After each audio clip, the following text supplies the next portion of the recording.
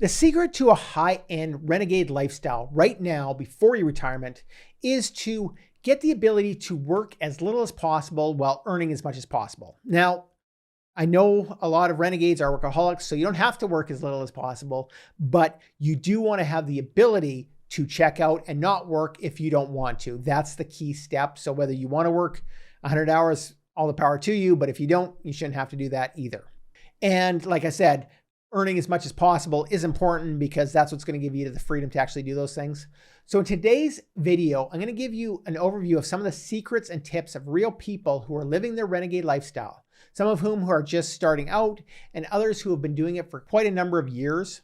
We're going to actually split this over a couple different videos. This is part one and talks about some of the basics. We'll get into further details in other videos. Welcome back to Renegade News. I'm your host, Glenn Kowalski. Every week on this channel, we discuss the latest news, strategies, and tactics for breaking free from the system, paying less tax, and living anywhere in the world that you want. So let's just dive right on into it. The first thing that you need to do if you're going to start to live this renegade freedom lifestyle is to ask yourself what this dream really means to you. What is your life vision? Where do you see yourself in 5, 10, or 20 years? And what does wealth mean to you? Some people don't require as much as others. Others want significant wealth. What is that number, that wealth? And to me, wealth means having enough money to do the things that you want to do when you want to do them. So what does that mean to you? The next question you have to ask is, how ready are you to make changes in your life in order to achieve that vision? If you're not living that free lifestyle now, there's obviously changes that you have to make. Do you have the right mindset? Are you motivated for a change? And finally, you have to sit down and map out the strategy that you're going to use to actually get there. So the easiest way to do this is to set your goals by reverse engineering your success. Look at that end in mind, break it back step by step. I'm not going to get into a big goal setting workshop here, but just know that you have to know what the end goal is in order to map out the steps to get there. And then finally, you have to take action because a goal without an action is nothing but a dream.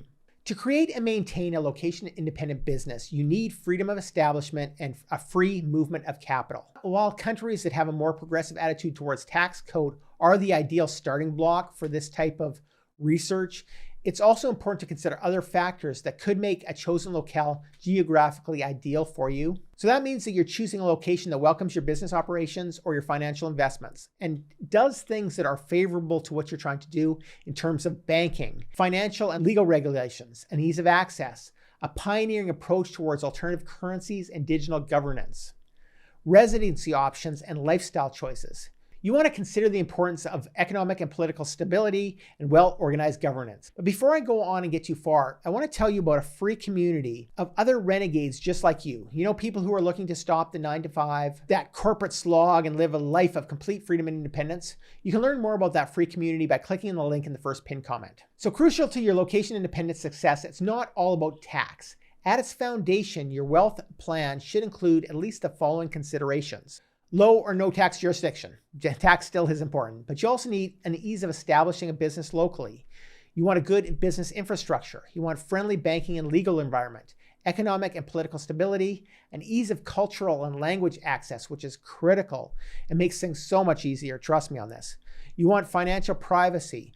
You want to look at the digital economy, which is becoming more and more important. And also things like IP laws will matter to some businesses. It's important to remember that if you're going to become a prior taxpayer that doesn't pay taxes, then you have to stop being a taxpayer in your country of origin first. Now remember that if you're an American, you're going to be responsible for your worldwide taxes no matter where you live, but you can reduce or even legally eliminate those if you follow the right procedures, and I'll talk about those a little bit more in a second. As a general rule though, for everyone other than Americans, you need to first deregister as a fiscal resident wherever you are. And every country is going to have its own requirements for deregistering as that fiscal resident. But here are some of the basic steps that you should be working towards to become deregistered taxpayer in your home country. The first thing is if you're leaving a country where you're a national, so a country where you own and hold a passport, it's really important that you cancel everything that could imply that you're actually still living there. Some countries are worse than others, but you want to cancel things like services, subscriptions, car registrations, insurances, bank accounts, and those types of things. Then you want to move to a country where you can easily become a resident. And this is going to become a bridged country that we're going to talk about later.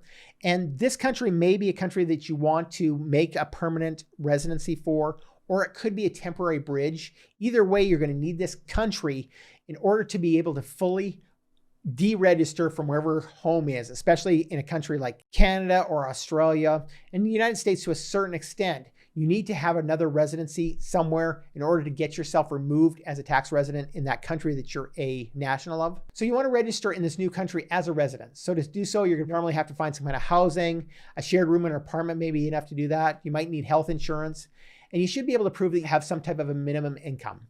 Beyond that, different countries have different requirements depending on where you go. Once you've registered and you've become a resident in that bridge company, you're going to notify your country of origin about the change of residence so that they can deregister you as a fiscal tax resident. Again, this process varies from country to country, but there's usually some kind of process. You can let them know, I moved, I'm no longer a tax resident there. And it's likely they're going to ask you for some information to actually prove that you have this new residence. And that's why you need that bridge residence in the meantime. In Canada, that's one of the requirements to become a non-resident is you have to be able to prove that you're a resident of another country. And normally your country's consulate is going to be able to help you with the questions around what you need to do. Now, if you're an American, deregistering isn't enough. You're going to kind of want to do that and make your residency outside, but there's no such thing as a tax residency, or a tax residency doesn't mean as much when you're a citizen because you're responsible for taxes anywhere in the world. So every year you're going to have to file a foreign earned income exclusion. And this exemption will allow you to not pay taxes on the first $112,000, depending on the year, income if you're single. I don't remember what the amount is. If you're married, it's going to be more than that, approximately double that amount if you're married. But it's also important to remember that that exclusion has several other requirements, and you're going to have to follow those requirements to a T. And it also does not include self-employment income. This is just for income that's earned at a job outside of the US. So you need to talk to a tax attorney about your personal situation specifically. Now, your company could potentially have a company that pays you. So there are ways to do that even if you do work for yourself, but you do want to talk to a tax attorney. The US IRS has very long arms, and they're not a group that you want to fuck around with. Another option for Americans is renouncing your citizenship entirely. And really, realistically, that's the only way you're ever going to get out of the reach of the US IRS. They have really long arms. They do arrest people in other countries for what they consider tax evasion. So you don't want to mess around with it. Anyway, optional. Now that you've deregistered from your other country and you've registered in this new country, if it's not the place that you want to stay necessarily, but you were using it as a bridge in order to release your residency from the country where you are home national, you can now deregister from the new country of residence that you've set up, the country that we call the bridge company. Now for this, depending on your case, it's usually enough to just kind of let that expire and not renew it. Sometimes some countries will have more rules than that. Certainly if Canada was your bridge country for some reason, which I certainly don't recommend, but if it was, you would have to go to some agency responsible for deregistering those foreign nationals and let them know that you're giving up your residency. Now, if you're not a national of the country that you're residing in, the steps are really a lot simpler to give up that residency. You got to leave your home where you're not a national and cancel everything that could imply that you're still actually living there. So services, rental leases, subscriptions, car insurances, bank accounts, all those things. If you get rid of those, that's going to be a first key step. Then you might have to go to a relevant agency to inform them that you're going to leave the country. This is going to be especially true in any country where you did register as a tax resident and you paid taxes. They're going to want to own you as long as possible, but it's usually simpler than doing it from your own country. And sometimes it's just a matter of not renewing your residency permit. If that was a temporary permit, which is enough of a bridge to get out of countries like Canada, then you can just let it expire. And usually they're not going to ask you any further information, but if they do, just be able to tell them something, perhaps that you're going back to your home country or you're going to another country that you're moving to. It's not going to matter to them. They just want to know that you're not sticking around and becoming what they consider liable for taxes in their country. Now, as you travel after that, whatever your situation is, whether you've deregistered or not, as you're traveling as a perpetual traveler and you've deregistered from your home country and you're not a tax resident there, and you want to make sure that you're not a tax resident anywhere else, it's really important that you take notice of the laws in the different countries that you're passing through so that you don't accidentally end up becoming a tax resident there. It's often pretty easy to become a tax resident in a country. So you want to make sure that you don't have any housing housing available, especially all the time. If it's available to you all the time, they could consider that a tax,